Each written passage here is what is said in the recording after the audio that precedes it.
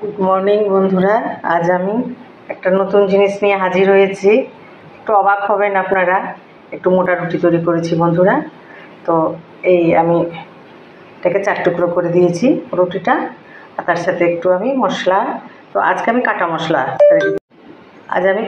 Ready করেছি। পেঁয়াজটাকে কুচি কুচি করে কেটেছি, তার মধ্যে একটু লবণ আর কাঁচা সর্ষের তেল, আর এর ওপরে এই যে লেবু রসটা দিয়ে দিলাম। এটা একটা খুব ইউনিক, অসাধারণ সুন্দর মশলা তৈরি হয়ে গেল বন্ধুরা, কুচনো পেঁয়াজ দিয়ে। তো এটা দিয়ে যদি খাওয়া যায় তা ভাষা নেই আমার। তো এই রুটিগুলোকে টুকরো টুকরো করে কেটে নিয়ে এইভাবেই খেতে হয় বন্ধুরা। অসাধারণ সুন্দর।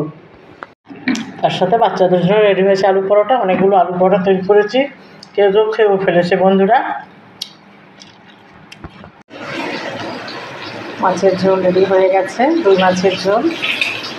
বা আগেও বলেছি, এখনও বলছি, এই মাছের ঝোলটা আমাদের বাড়িতে খুব প্রিয়। আর কিছুটা বাটা মাছ ভাজা হচ্ছে, আলু টমেটো দিয়ে ঝোল করব।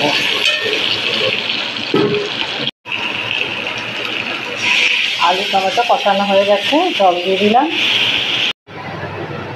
মাছের ঝোলটা ফুটে গেছে, এর মধ্যে আমি টমেটোগুলো দিয়ে দিলাম,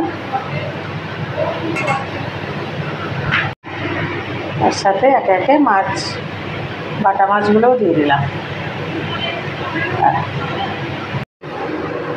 ছুরি আলু ভাজা তৈরি করব, তাই আলুটাকে ভালোভাবে ঘুরিয়ে ধুয়ে নিয়ে এটাকে টিস্যু পেপারের মধ্যে দিয়ে রেখেছি।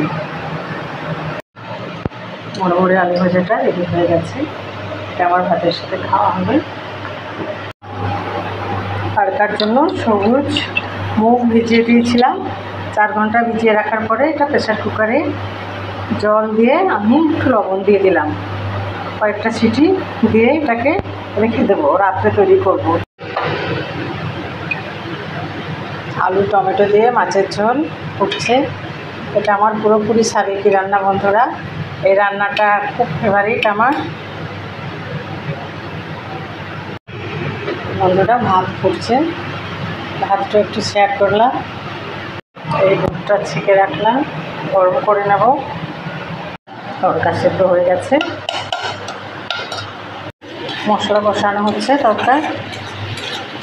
এইভাবে মশলাটা কষানো হয়ে গেলে তরকাটা দিয়ে দেবো।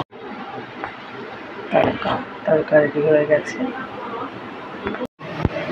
তো আজকের ডিনার রেসিপি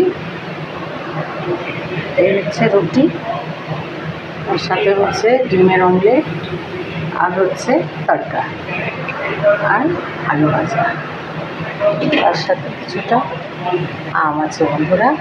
এই হচ্ছে আমাদের আজ রাত্রে ডিনার। Good night.